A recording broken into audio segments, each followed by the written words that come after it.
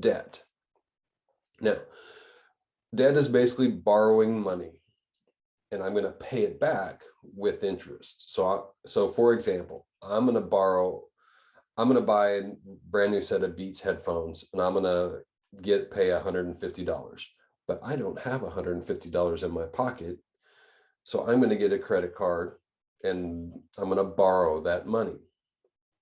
Now, when I go to pay that $150 back, if I don't pay it right away, like I pay $10 a month or some kind of minimum payment, they're going to tack on a percentage that they're going to add to the bill. So for example, if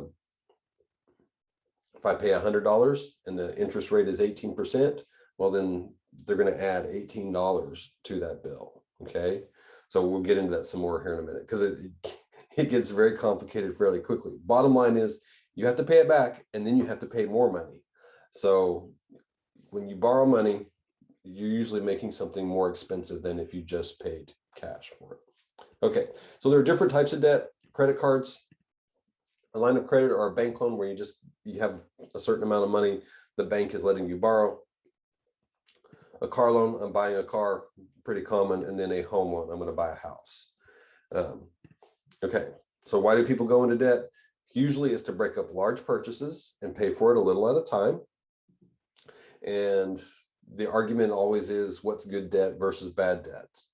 In my opinion, good debt is buying something that increases in value. And really there's only one thing on here that fits that bill, and that's buying a house. And I'll show you some other people who might disagree with that a little bit, but you buy a house, generally they go up in value. So that's probably the only kind of debt that you buy a car, you're paying interest. The car actually loses value as you own it and as you drive it. So that's actually not the greatest way to go into debt. Okay. So that's bad debt, buying something that loses value. Okay.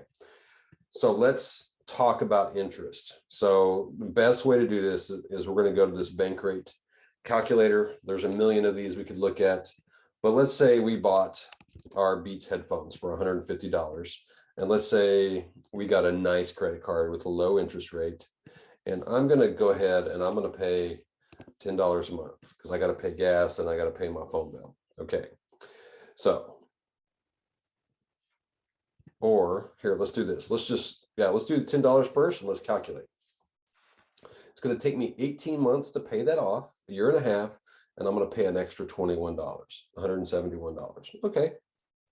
But it's going to cost me $21 extra. Let's go back and let's go to 12 months, calculate, and I'll have to pay $13 a month. Wow, that actually sounds pretty cool. I can only pay $13 a month. That's less than my Netflix bill. Okay, so that's usually what gets people into debt. But here's the problem. If you don't pay it off right away, you then buy the next thing and you buy the next thing. And credit cards have a limit. And let's say your credit card had a limit of $3,000. So you have a limit of $3,000. You're paying off. You're going to try to pay it off in 12 months. You pay $275 every month, and you've actually paid an extra $300 than if you just had the $3,000 cash. Okay. Now, usually that's not how it works. Usually the minimum monthly payment on something like this might be $121. And now, instead of $200 in payment, you're now paying an extra almost $1,000 for paying it off a minimum payment. Okay. And that's usually what happens. You get a credit card and they tell you what your minimum, hey, you can pay the minimum payment and you're just fine. And you're like, oh, okay. But when you do that, that's 3 years to pay it off. And you're going to pay an extra $1,000 than if you had paid the original thing. Okay. So and when we look at investing, that's money that you could actually be using to pay yourself. And if you're paying yourself with that money, ultimately you're freeing up your time to do the things that you always want to do. Okay. So debt in general, not a good thing. But When we invest, it's going to flip. Now I'm going to put in a little bit of money, and that $1,000 is now going to be mine instead of extra I have to pay. Okay. Now, when you get a credit card, if you go buy furniture, for example, furniture places, I used to sell furniture. So this is one of the favorite ones they like to do at furniture places. No interest down for the next 36 months or 24 months or how many ever months it is, 48 months, 60 months. They'll do crazy things. You don't have to pay any interest for 5 years.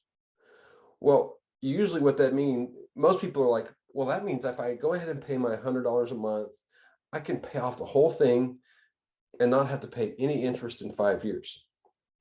That's great until you have that emergency happen or you forget, and now you've quit paying that. And it's amazing how many people don't do that, to actually forget, or like, oh, I'll let it slide this time. Well, then this time becomes the next time, and then it becomes the next time. Well, then your 24 months ends, and what happens is they've been counting the interest the whole time. They haven't charged it to you yet. But when you get to the end of that 24 months, when suddenly that extra $1,000 that was being added on, it actually gets added into your account. And now that's when you start paying. And so if there's always a deal, always ask what's the catch, because there probably is one. Now, if you're disciplined, which some people are, and many people are not. If you have self-discipline and you can pay it off quickly, okay, then you're not going to get caught by the catch. But here's the deal. Everybody thinks they're not going to get caught, and then they get caught. So be really, really careful if it sounds too good to be true.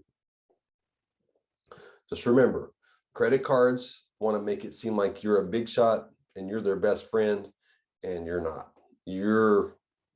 When they look at you, they see dollar signs because you're making them money and they don't have to do anything. Okay. All right. So lots I could say about debt. I've done it the hard way. So don't go there. All right. Investing, think of debt, but now instead of you paying extra money for something that's, you paid $10 for a Coke on your credit card, and now it's like a $15 Coke. Okay. That's an exaggeration. Okay, $10 at McDonald's, and now it's a $15 set at McDonald's. You do that every day for a week, all of a sudden, yeah, it's bad. Well, investing is the opposite. You put in $10 and they're paying you $15 at the end of the day. Okay, so you're going to make money. We're going to get into that later.